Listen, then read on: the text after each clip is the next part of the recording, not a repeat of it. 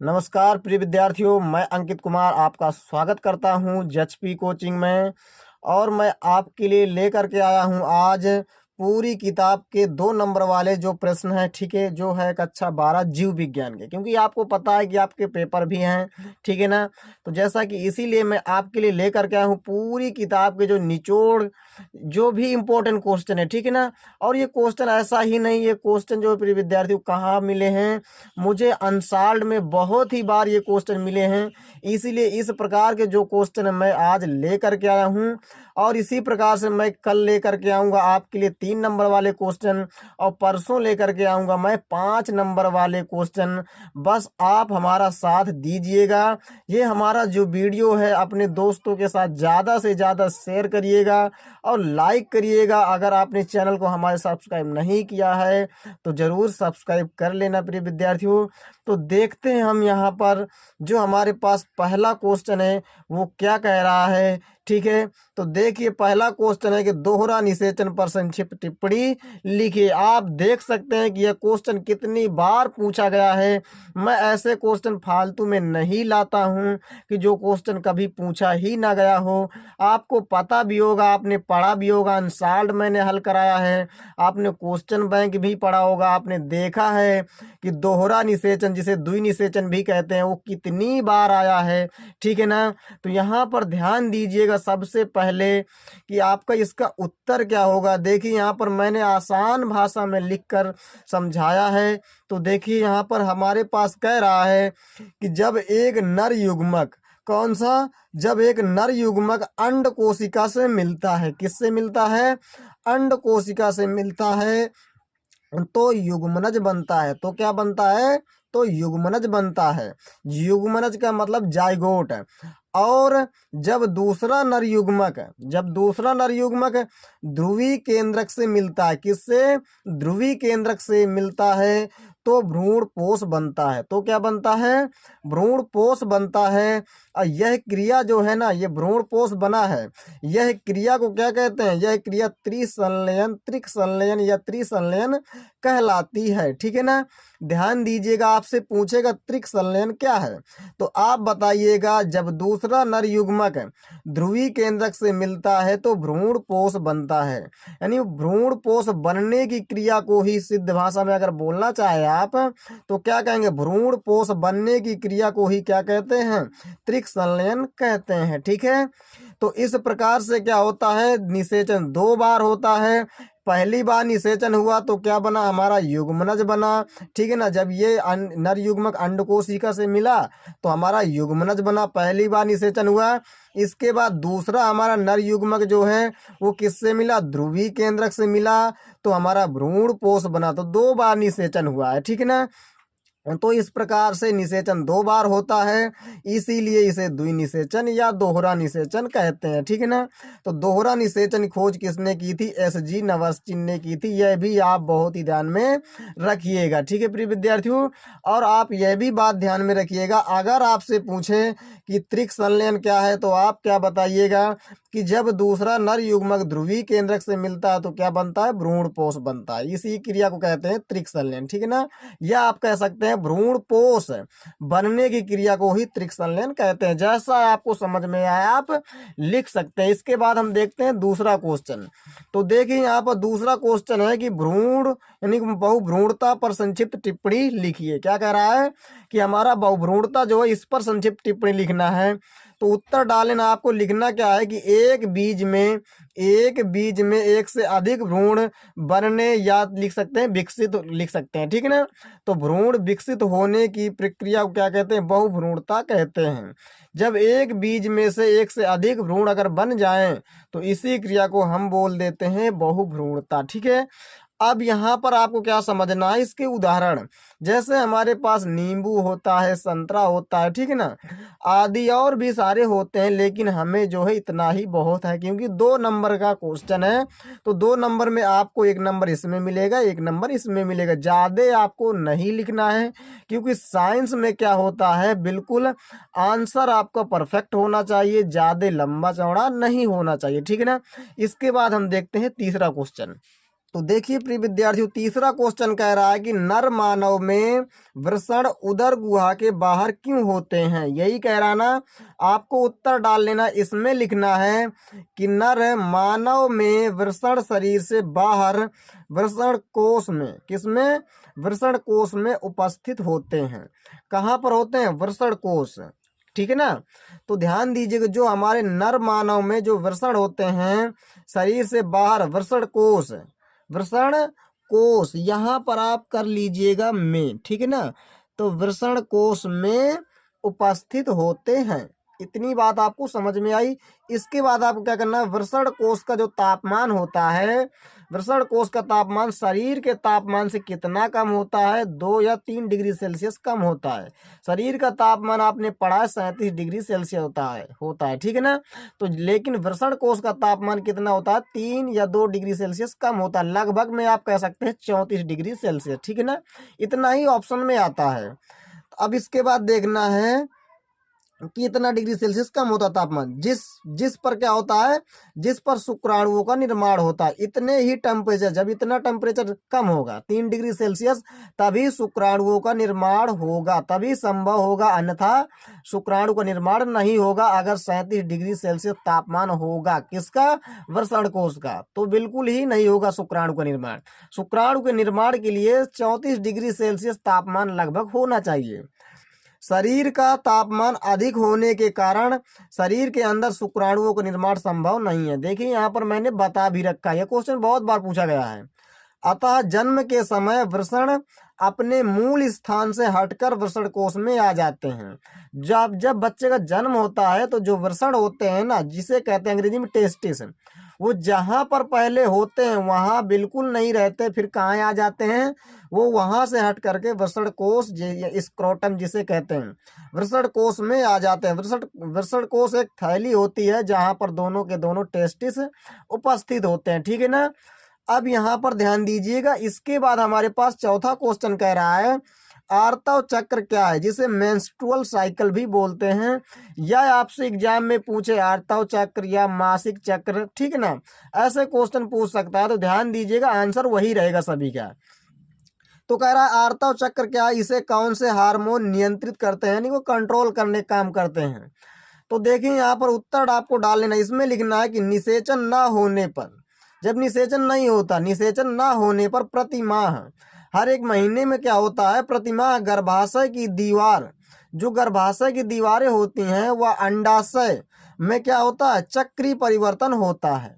इसी चक्र को क्या कहते हैं, आर्तव चक्र कहते हैं। ध्यान दीजिएगा, जब मादाओं में निषेचन नहीं होता है तो हर एक महीने में, यानी प्रति माह, तो प्रति माह क्या होता है, हर महीने जो उनकी गर्भाशय होती है, जो अंडाशय होते हैं, उनमें चक्रीय परिवर्तन होता है। जब चक्रीय परिवर्तन होता है तो इसी चक्र को क्या कहते हैं, आर्तव चक्र कहते हैं, ठीक है ना। अब इसके बाद आपको क्या समझना है कि इसे जो है 2 हार्मोन नियंत्रित करते हैं। कौन से हार्मोन है, 2 हार्मोन। पहला हार्मोन है हमारे पास LH, जिसका फुल फॉर्म क्या है, ल्यूटिनाइजिंग हार्मोन, ठीक है ना, ये हमारे पास है नाम इसका। इसके बाद क्या है, दूसरा FSH, इसका फुल फॉर्म है फॉलिकल स्टिमुलेटिंग हार्मोन। ये आपको ध्यान में रखना है, ये बहुत ही ज़्यादा पूछे जाते हैं। इसके बाद आपको क्या समझना है, 5वां क्वेश्चन कह रहा है परिवार नियोजन पर टिप्पणी कीजिए या लिखिए, कैसा भी लिखकर पूछ सकता है, ठीक है ना। तो देखिए परिवार नियोजन है हमारे पास, उत्तर आपको डाल लेना। इसमें लिखना है कि परिवार में बच्चों की संख्या को सीमित करना और यह सुनिश्चित करना कि आने वाली संतान कब होगी, ठीक है ना, कब हो या कब होगी, परिवार नियोजन कहलाता है। ध्यान में रखिएगा, परिवार को नियोजित करना, कंट्रोल करना ही हमारा एक प्रकार का परिवार नियोजन है। यानी कि मतलब परिवार में बच्चों की जो संख्या उसको सीमित करना, ज़्यादा नहीं, कम से कम 2 या 3 होना चाहिए, ठीक है, इससे ज़्यादा नहीं होना चाहिए। और उन्हें अच्छी प्रकार से पढ़ाई के लिए यानी कि सुविधा कराना, ठीक है ना, पढ़ाई की सुविधा भी होनी चाहिए। और उनकी जनसंख्या को कंट्रोल करना चाहिए, ज़्यादा बच्चे नहीं होना चाहिए, जनसंख्या को कंट्रोल करना ही हमारा एक प्रकार क्या है, परिवार नियोजन है। तो परिवार में बच्चों की संख्या क्या करना चाहिए, सीमित करना, और उन्हें सुनिश्चित करना चाहिए कि कब संतान होगी, ठीक है ना। यही क्रिया हमारी क्या होती है, परिवार नियोजन। इसके बाद हम देखते हैं नेक्स्ट क्वेश्चन। तो देखिए प्रिय विद्यार्थियों, छठवां क्वेश्चन कह रहा है परख नली शिशु पर टिप्पणी लिखिए। यही कह रहा है ना कि परख नली शिशु क्या है, जिसे हम एक नाम से और जानते हैं, जिसे कहते हैं टेस्ट ट्यूब बेबी, ठीक है ना। तो इसमें क्या लिखना है उत्तर डाल करके, जब अंडाणु व शुक्राणु का मिलन, जब अंडाणु व शुक्राणु का मिलन शरीर के बाहर, कहाँ पर, शरीर के बाहर प्रयोगशाला में कृत्रिम रूप से कराया जाता है। मिलन जो है शुक्राणु व अंडाणु जब मिलाप है वो शरीर के बाहर यानी प्रयोगशाला में जब कृत्रिम रूप से कराया जाता है तो क्या बनता है, युग्मनज बनता है। आपको पता है कि जब मिलन होगा, निषेचन होगा, तो वो क्या बनेगा उसके बाद, युग्मनज। युग्मनज से धीरे धीरे भ्रूण बनेगा, फिर बच्चा बनता है, ठीक है ना। तो युग्मनज बनता है। फिर इसके बाद क्या होता है, भ्रूण को गर्भाशय में रोपित कर दिया जाता है। जब हमारा युग्मनज से भ्रूण बनेगा, अब भ्रूण को कहाँ पर, गर्भाशय में रोपित कर दिया जाता है, यानी फिट कर दिया जाता है। तो फिट कर दिया जाता है तो गर्भावधि जब पूर्ण होती है, जब गर्भावधि जब समाप्त होती है ना, तो पूर्ण होने पर मादा शिशु को क्या करती है, जन्म देती है। इसके बाद क्या होगा फिर कि जन्म देगी। जब गर्भावधि पूर्ण होगी तो फिर मादा जो है शिशु को जन्म देगी, ठीक है ना। इसी को क्या कहते हैं, इसे ही टेस्ट ट्यूब बेबी या परख नली शिशु कहते हैं। तो आप देख सकते हैं यहाँ पर मैंने कितनी सिंपल भाषा में समझा रखा है। इसके बाद हम देखते हैं नेक्स्ट क्वेश्चन। देखिए प्रिय विद्यार्थियों, सातवां क्वेश्चन कह रहा है कि उत्परिवर्तन को परिभाषित कीजिए कि उत्परिवर्तन क्या है, ठीक है ना।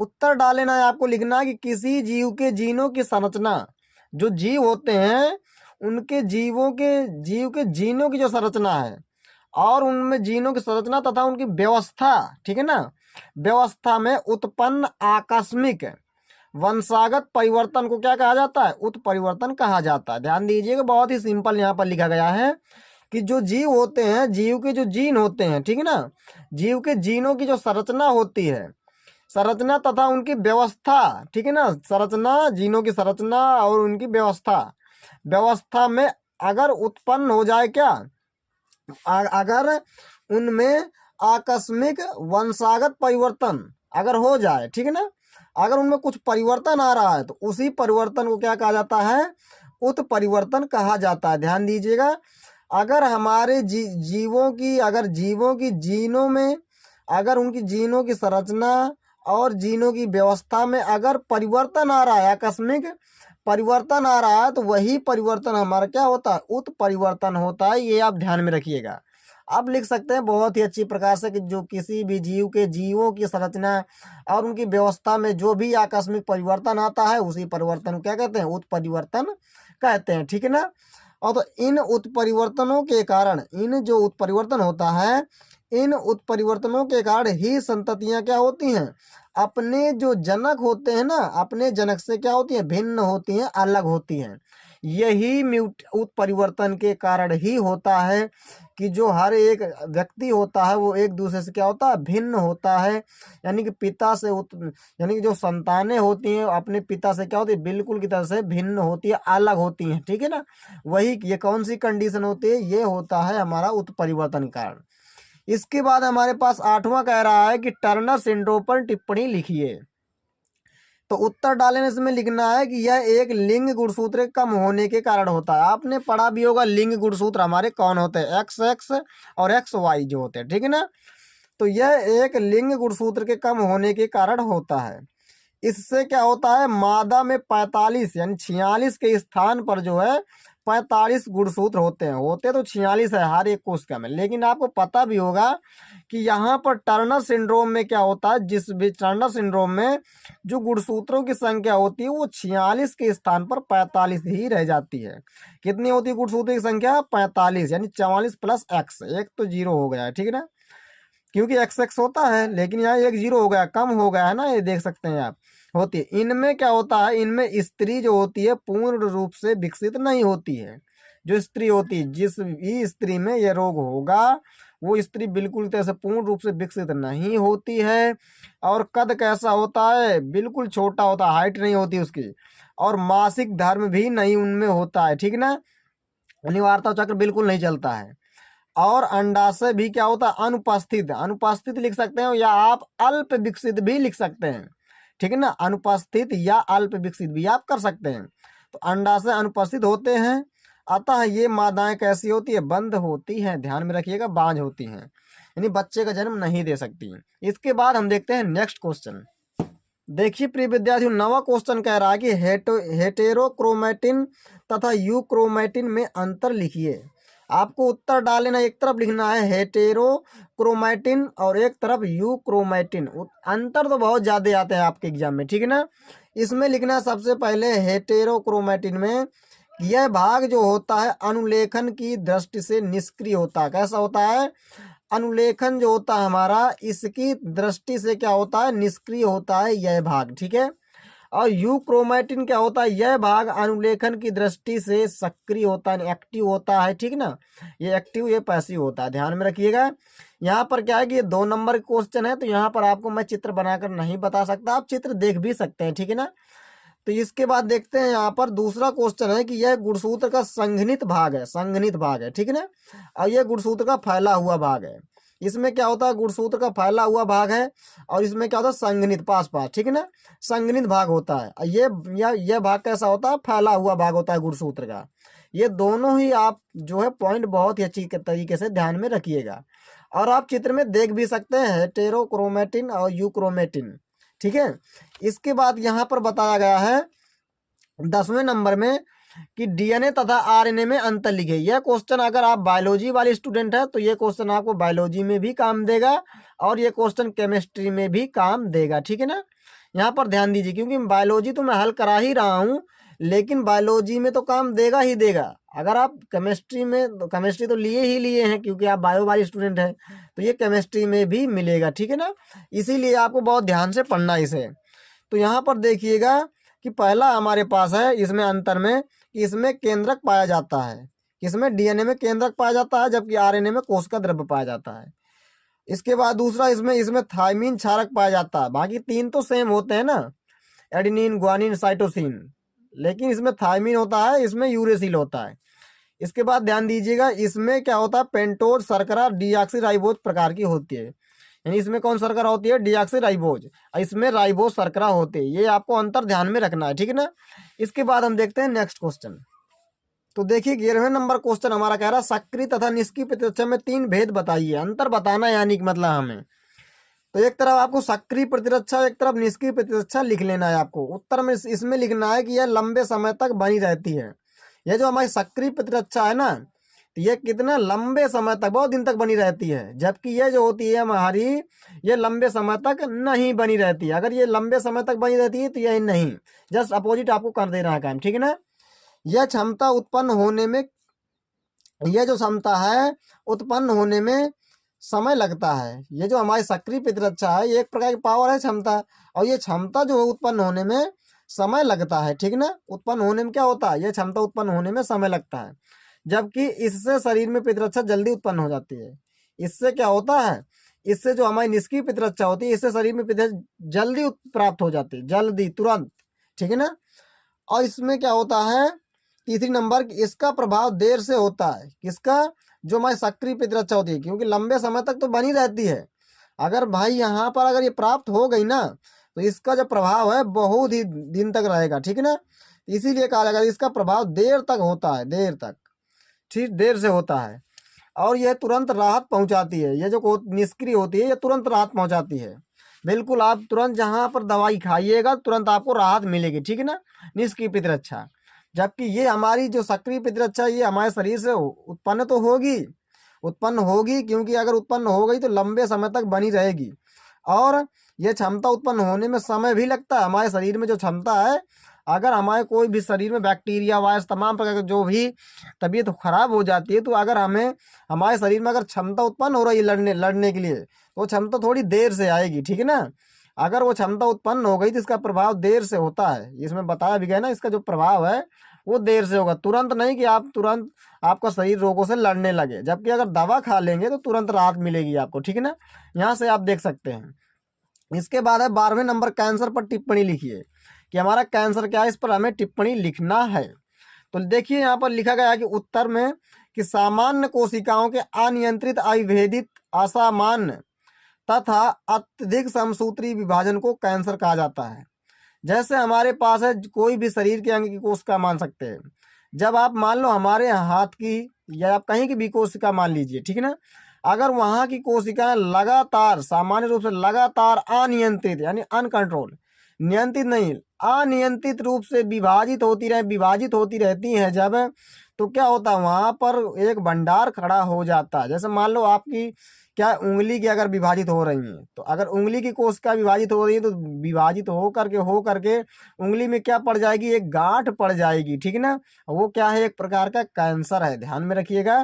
क्योंकि वहां पर क्या हो रहा है कि जो कोशिकाएं हैं अनियंत्रित, अविभेदित, असामान्य, बिल्कुल सामान्य नहीं, बहुत ही ज्यादा विभेदित होती रहती हैं, अविभेदित, लगातार जब विभाजित होती रहती हैं, तो एक क्या होता है, जब उनमें समसूत्री विभाजन होता है, एक के बदली दो, दो के बदली चार, चार के बदली आठ, इसी प्रकार से दोगुना जब होता रहता है तो वहां पर गांठ पड़ जाती है, और वही एक प्रकार का हमारा क्या होता है, कैंसर होता है, ठीक है ना। तो देखिए यहाँ पर लिखे समसूत्री विभाजन को कैंसर कहा जाता है। जब बार बार समसूत्री विभाजन होगा कोशिकाओं में तो वहां पर क्या गांठ पड़ जाएगी, ठीक ना। तो कैंसर का अध्ययन किस में किया जाता है, ऑन्कोलॉजी में किया जाता है, ध्यान में रखिएगा, यह भी क्वेश्चन आपके लिए बहुत ही इंपॉर्टेंट है। अनियंत्रित समसूत्री विभाजन के फलस्वरूप बनी हुई असामान्य व अविभेदित कोशिकाएं कैंसर कोशिकाएं कहलाती हैं। जो लगातार विभाजित होती रहती हैं जो कोशिकाएं होती हैं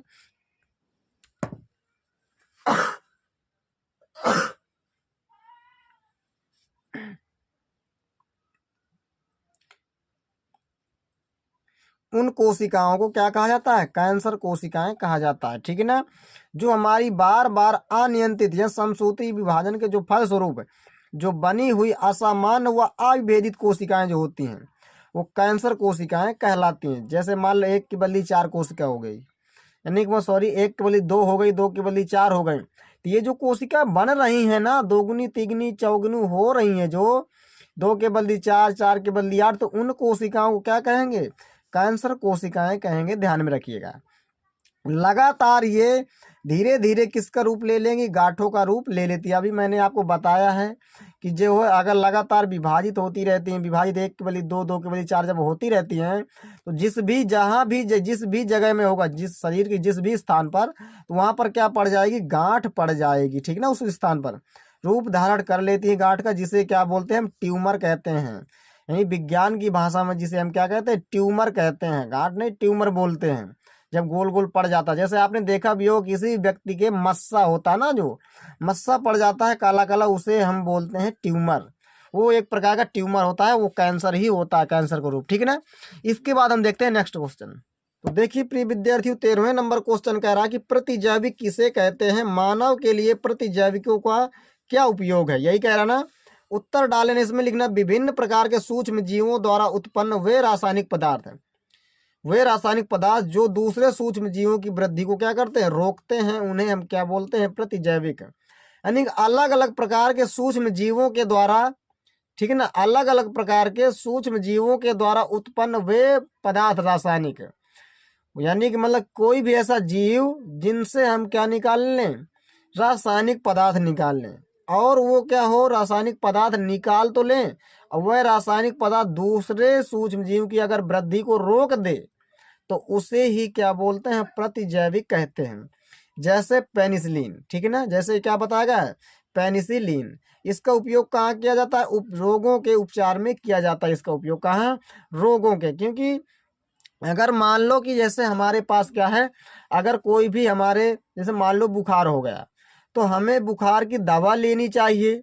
वो दवा हमें कहाँ से मिलेगी, वो दवा तो हमें मिलेगी जो है, जो वह दवा जो बनी होगी, वो दवा किससे बनी होगी, वो सूक्ष्म जीवों से ही बनती है। जैसे आपको कोई सर्प काट ले, तो सर्प अगर काट लेता है तो वह सर्प जो जो जहर होता है उसे मारने के लिए जहर ही दिया जाता है, और वह जहर किससे मिलता है, वो सांप से ही मिलता है, ठीक है ना। उसी प्रकार यानी कि मतलब है जहर जहर को मारता है। तो अगर आपके अंदर कोई भी सूक्ष्म जीव अगर क्रॉस यानी अंदर चला गया है, आपके अंदर अगर सूक्ष्म जीव है कोई, मान लो जीवाणु पहुंच गया है, ठीक है ना, तो उस जीवाणु को मारने के लिए क्या होगा, जीवाणु का ही एक विष हमारे अंदर पहुंचाया जाएगा, डाला जाएगा, तभी वो जीवाणु मरेगा। तो विभिन्न प्रकार अलग अलग जो प्रकार के सूक्ष्म जीव हैं, उन्हीं से प्राप्त रासायनिक पदार्थ हमारे शरीर में डाला जाता है, तो दूसरे सूक्ष्म जीव की वृद्धि को रोकेगा। जब हमारे अंदर जाएगा तो जो दूसरा जो सूक्ष्म जीव हमारे अंदर पहुंच गया है उसकी वृद्धि को क्या कर रोक देगा, उसे नष्ट कर देगा।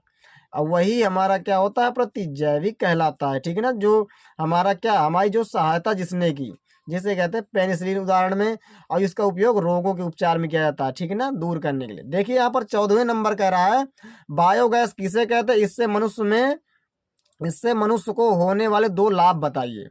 उत्तर लिखना है कि गोबर से प्राप्त ऊर्जा को हम क्या कहते हैं, बायोगैस कहते हैं। यहाँ पर सिंपल लिख दिया गया है। ठीक है ना, लाभ हमारे पास है, इस गैस का उपयोग प्रकाश तथा खाना बनाने में भी किया जाता है। दूसरा, खाद के रूप में खेतों में किया जाता है। तीसरा, सड़क की रोशनी के लिए। बहुत सारे होते हैं, तो यहाँ पर सिंपल सिंपल भाषा में आपको ऐसे पढ़ लेना है। ठीक है ना, इसके बाद देखते हैं हम नेक्स्ट क्वेश्चन।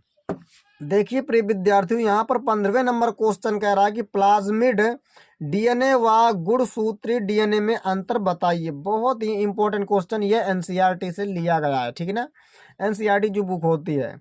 तो देखिए प्लाज्मिड डीएनए, गुणसूत्री डीएनए, पहला इसमें लिखना, ये वृत्ताकार एवं आकार में छोटी होती है। कौन, प्लाज्मिड डीएनए जो होती है। ठीक है ना, इनका आकार अपेक्षाकृत काफी बड़ा होता है। अगर ये छोटा होता है इनका आकार, तो इनका बड़ा होता है। आपको बस इतना लिख देना है।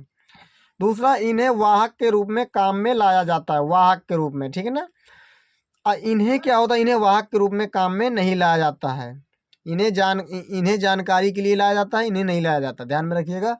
इसके बाद क्या है, 16वें नंबर क्वेश्चन कह रहा है कि जैव प्रौद्योगिकी से आप क्या समझते हैं। बहुत ही इंपॉर्टेंट क्वेश्चन है ये। जैव प्रौद्योगिकी, बायोटेक्नोलॉजी जिसे कहते हैं, जैव प्रौद्योगिकी को। अब यहाँ पर देखिए उत्तर में आपको क्या लिखना है बायोटेक्नोलॉजी में, कि यह विज्ञान की वह शाखा है, वह ब्रांच है जिसके अंतर्गत जैविक तंत्रों एवं जैविक क्रियाओं का उपयोग मानव कल्याण हेतु किया जाता है।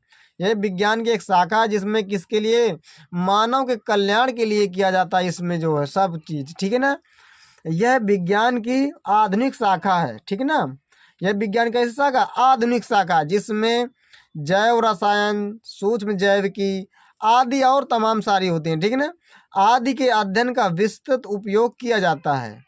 और इस शब्द का जो सर्वप्रथम प्रयोग है किसने किया था, कार्ल इरेक ने किया था। ये आपसे पूछा भी जा सकता है।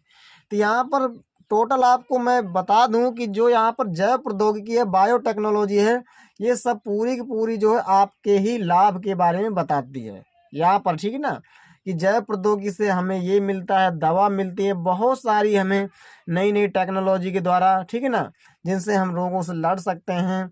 यहाँ पर तमाम प्रकार की दवाएं भी बनाई जाती हैं, किसके द्वारा, टेक्नोलॉजी के द्वारा ही बनाई जाती हैं। आप अल्कोहल पीते हैं, तमाम सारी चीज़ें होती हैं। ठीक है ना, ये सब किसके द्वारा, टेक्नोलॉजी के द्वारा। ये हमारी जो होती है जैव प्रौद्योगिकी, बायोटेक्नोलॉजी जिसे कहते हैं। इसके बाद हम देखते हैं नेक्स्ट क्वेश्चन। देखिए यहाँ पर प्रिय विद्यार्थियों 17वें नंबर क्वेश्चन कह रहा है कि बीटी फसलें क्या हैं। बहुत ही अच्छा क्वेश्चन है। इसमें लिखना उत्तर में, यह एक प्रकार का प्रतिविष है। यह क्या होता है, एक प्रकार का प्रतिविष होता है।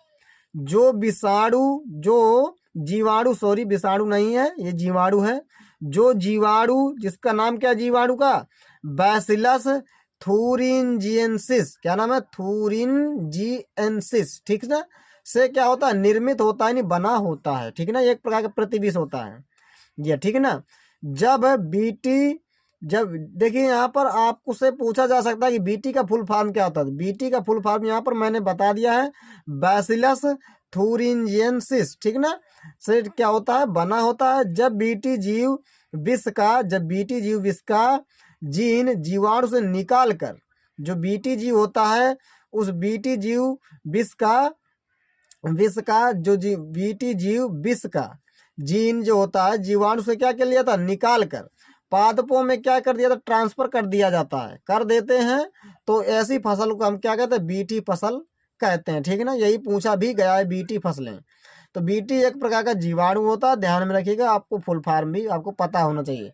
तो उससे जो विष होता है निकाल करके ट्रांसफर कर दिया जाता है किसमें, पौधों में, ताकि पौधों में कोई भी रोग हो वो बिल्कुल तरह से नष्ट हो जाए। ठीक है ना, तो जैसे में क्या होता है, बीटी कपास, बीटी बैगन, बीटी टमाटर, तमाम प्रकार से होते हैं बीटी बैगन। ठीक है ना, बहुत से एग्जाम्पल होते हैं यहाँ पर, बस आपको इतना ही ध्यान में रखना है। इसके बाद हम देखते हैं 18वें नंबर क्वेश्चन हमारे पास है कि स्तंभ कोशिका पर संक्षिप्त टिप्पणी लिखिए। बहुत ही इंपॉर्टेंट है ये।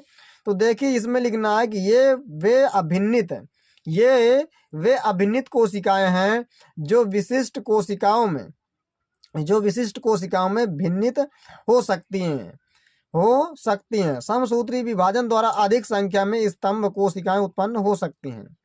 ये ऐसी कोशिकाएं होती हैं अलग प्रकार की जो किसी भी कोशिकाओं में फिट हो सकती हैं, किसी भी कोशिकाओं का आकार ले सकती हैं, ठीक है ना। ये ऐसी कोशिकाएं होती हैं, यहाँ पर बताया गया था वे अभिन्नित कोशिकाएं जो विशिष्ट कोशिकाओं में भिन्नित हो सकती हैं। मान लो कि यहाँ पर क्या है कि जो किसी भी प्रकार की ये कोशिकाओं में फिट हो सकती हैं। यहाँ पर बताया गया है कि एक प्रकार की ऐसी अलग प्रकार की जो कोशिकाएं होती हैं अभिन्नित कोशिकाएं, ये अभिन्नित का मतलब जो है ये एक प्रकार की ऐसी कोशिकाएं होती हैं अलग प्रकार की जो किसी भी कोशिकाओं में क्या हो सकती हैं, भिन्नित हो सकती हैं, फिट हो सकती हैं, यानी कि मतलब उसी में, ठीक है ना, किसी का भी आकार ले सकती हैं। मान लो कि आपकी जो कोई भी कोशिकाएं हैं रेड ब्लड सेल्स, ठीक है ना, ये अगर क्या हो गई खराब हो गई तो वहाँ पर क्या है किसी दूसरे की कोशिकाएं जो हैं उसमें फिट कर दी जाएंगी। और ये ऐसी कोशिकाएं होती हैं अगर वहाँ पर फिट कर दिया जाएगा तो वहाँ पर उसी रेड ब्लड सेल्स का आकार ले लेगी। एक प्रकार का अगर मैं बता दूं आपको तो इनका उपयोग जो है मरम्मत के लिए किया जाता है, ठीक है ना। ये कोशिकाएं क्या है मरम्मत करती हैं किसी भी अंग का, शरीर का कोई भी अंग अगर खराब हो जाता है तो ये कोशिकाएं ट्रांसफर की जाती हैं वहाँ पर, और ये कोशिकाएं जब वहाँ जाती हैं तो उस अंग का क्या करती हैं, उस अंग की मरम्मत कर देती हैं। इसीलिए ये कोशिका बहुत ही इंपॉर्टेंट होती है, मरम्मत के लिए इस्तेमाल किया जाता है इनका, ठीक है ना। ये होती है वहाँ पर। देखिए ये कोशिकाएं बहुकोशिकीय जीव में पाई जाती हैं जैसे हम, ठीक है ना। तो अनेक प्रकार के जीव हैं जो बहुकोशिकीय हैं, बस आपको इतना ध्यान रखना है। ये दो प्रकार की होती हैं, भ्रूणीय स्तंभ कोशिकाएं, वयस्क स्तंभ कोशिकाएं, ठीक है ना। इसके बाद हम देखते हैं कि और भी हमारे पास क्वेश्चन है बहुत ही ज्यादा जो पूछे जाते हैं। यहाँ पर देखिए 19वें नंबर में है बहुरश्मी जंतु और आंतरोष्मी जंतु में अंतर लिखिए। तो देखिए यहाँ पर उत्तर डाल लेना है, आपको लिखना है एक तरफ बाहोष्मी जंतु एक तरफ आंतरोष्मी जंतु। इसमें लिखना है कि ये जंतु जो होते हैं ठंडे रुधिर वाले होते हैं। ये जंतु कैसे होते हैं, ठंडे रुधिर वाले होते हैं। और ये जंतु जो होते हैं गर्म रुधिर वाले होते हैं, ठीक है ना। और इसमें क्या लिखना है, ये अपने शरीर का तापमान नियमन करने में असमर्थ होते हैं। ये अपने जो शरीर का तापमान है वो बिल्कुल नियंत्रित नहीं कर सकते हैं, कंट्रोल नहीं कर पाते हैं, जो भी शरीर का तापमान होता है इनके, ठीक है। जबकि ये जो है तापमान का नियमन कर सकते हैं, कंट्रोल कर सकते हैं अपने शरीर के तापमान को। ये ऐसे जंतु होते हैं। और क्या होता है, ये कम निष्क्रिय जंतु होते हैं, ये निष्क्रिय नहीं होते हैं। जबकि ये क्या होते हैं, ये अधिक सक्रिय जंतु होते हैं, ठीक है ना। ये आपको बताया गया है यहाँ पर अंतर में। 20वें नंबर का है कि सहभोजिता से आप क्या समझते हैं, एक उदाहरण दीजिए। लिखना इसमें उत्तर डाल करके कि जब एक जीव या पादप बिना दूसरे जीव या पादप को हानि पहुंचाए ही, जब एक जीव किसी दूसरे जीव को बिना ही हानि पहुंचाए क्या हो जाए, लाभान्वित हो जाता है, लाभान्वित हो जाता है, तो इसी क्रिया को कहते हैं सहभोजिता, ठीक है ना। बिना ही हानि पहुंचाए अगर क्या हो जाता तो वो लाभान्वित हो जाता है, अगर कष्ट नहीं पहुंचाता तो, ठीक है ना। तो इसी क्रिया को हम सहभोजिता कहते हैं, ध्यान में रखिएगा। जैसे उदाहरण, आम के पेड़ में क्या होता है, आर्किड उगता है, और ये एक प्रकार क्या होता है, हमारा सहभोजिता का उदाहरण होता है, ठीक है ना। ये आपको इतना समझ में रखना है। इसके बाद हम देखते हैं नेक्स्ट क्वेश्चन। तो देखिए प्रिय विद्यार्थियों, हमारा 21वें नंबर क्वेश्चन कह रहा है कि रेड डाटा बुक पर टिप्पणी लिखिए। इसमें क्या बताया गया है उत्तर में कि IUCN द्वारा जारी एक विशेष किताब, एक प्रकार की विशेष किताब है जिसमें विलुप्त संकटग्रस्त जीव जातियों का सूचीबद्ध विवरण दिया जाता है। यह एक ऐसी बुक होती है जिसमें जो विलुप्त हो गई जातियां हैं ना, जो भी किसी भी जीव, कोई भी जीव की जाति जो है, जो जातियां, वो जो जीव की जाति जो विलुप्त हो गई हैं उनका इसमें विवरण होता है, इस सूचीबद्ध होता है एक प्रकार से, बिल्कुल की तरह से इसमें हर एक जीव के नाम मिलेंगे। एक ऐसी किताब होती है जिसमें हर एक जीव के नाम मिलते हैं, यानी सूचीबद्ध उसमें किया गया है, ठीक है ना। जो भी जातियां विलुप्त हो गई, जैसे डायनासोर हैं, ठीक है ना, तमाम प्रकार की जो जीव हैं। अब यहाँ पर बताया गया है कि सूचीबद्ध विवरण दिया जाता है, इसे रेड डाटा बुक कहलाती है। ये क्या है, रेड डाटा बुक कहलाती है। इसकी उपयोगिता निम्न प्रकार से है। उपयोगिता किस प्रकार से, निम्न प्रकार से। पहली है कि ये पुस्तक जो होती है लुप्त हो रही जीव प्रजातियों की जानकारी देती है। मैंने यहाँ पर क्या बताया, यहाँ पर पूरा पूरा जो है ये जानकारी ही देती है, इसमें सूचीबद्ध होता है हर एक जीव का जो भी विलुप्त हो गए हैं। तो ये क्या होता है, ये पुस्तक लुप्त हो रही जीव प्रजातियों की जानकारी देती है, जेड डाटा बुक जो है। दूसरा, ये हमें वर्तमान में उपलब्ध जीवों की संख्या उपलब्ध कराती है। जो भी हमारे पास वर्तमान में अभी भी जो जीव हमारे पास हैं, उनकी वर्तमान जो जीव होते हैं, वर्तमान में जो जीव हैं उनमें क्या होता है, उपलब्ध जीवों की संख्या उपलब्ध कराती है जो वर्तमान में है। यहाँ पर आपको क्या है डाउट है, अगर ये आपको डाउट भी हो मैं बता दे रहा हूँ। IUCN आपको इसमें डाउट होगी, ठीक है ना, कि IUCN क्या है। तो आप लिख भी सकते हैं इंटरनेशनल। आई का मतलब क्या होता है, इंटरनेशनल, ठीक है ना, इसका मतलब होता है। यू का मतलब क्या होता है, यूनियन, क्या होता है, यूनियन, ठीक ना, यूनियन फॉर। इसका मतलब होता है, सी का मतलब होता है कंजर्वेशन, सी का मतलब क्या होता है, कंजर्वेशन। एन का मतलब होता है नेचर, ठीक है ना। आप लिख भी सकते हैं international union for conservation nature, ठीक है, ये आप लिख सकते हैं। इसके बाद यहाँ पर क्या है, 22वें नंबर का हमारा क्वेश्चन है कि स्वस्थाने, स्वस्थाने और बाह्य स्थाने में अंतर लिखिए। बहुत ही अच्छा क्वेश्चन है। यहाँ पर देखिए, पहला डालना है पॉइंट में लिखना, यहाँ वन्य जीवों एवं पादपों को उनके प्राकृतिक आवास में ही संरक्षित किया जाता है। जो स्वस्थानीय संरक्षण होता है, इसमें क्या हो जाता है, वो ऐसे जीव यहाँ पर वन्य जीवों एवं पादपों को प्राकृतिक आवास में ही संरक्षित किया जाता है, जो प्राकृतिक आवास होता है उनका, ठीक है ना। और यहाँ पर दूसरा इसमें बताया गया है कि यहाँ वन्य जीवों एवं पादपों को मानव निर्मित परिवेशों में संरक्षित किया जाता है। जो मानव के द्वारा जो बनाए गए परिवेश हैं उनमें संरक्षित किया जाता है, जबकि यहाँ प्राकृतिक आवास होता है। इसमें मानव के द्वारा बनाया गया हुआ है, ठीक है ना, जैसे चिड़ियाघर तमाम प्रकार के होते हैं। दूसरा है कि यह संरक्षण की प्राकृतिक विधि है। यह कैसी विधि होती है, प्राकृतिक विधि होती है, ठीक है ना, जबकि यह क्या हो जाती है, कृत्रिम होती है, मानव के द्वारा बनाई हुई है होती है। ये इसमें जो संरक्षण किया जाता है जो जीवों का, लेकिन कैसा संरक्षण होता है, कृत्रिम रूप से व्यक्तियों के द्वारा, मानव के द्वारा बनाया हुआ होता है। तो ये हमारे पूरे के पूरे प्रिय विद्यार्थी क्वेश्चन है जो बहुत ही ज़्यादा इंपॉर्टेंट है। इसके बाद मैं लेकर के आऊँगा 3-3 नंबर वाले क्वेश्चन, तो ध्यान में रखिएगा। अगर आपको ऐसे ही क्वेश्चन पाना है तो हमारे चैनल को सब्सक्राइब कर देना और वीडियो को अपने दोस्तों के साथ ज़्यादा से ज़्यादा शेयर कर देना। चलते हैं, नमस्कार, जय हिंद, वंदे मातरम।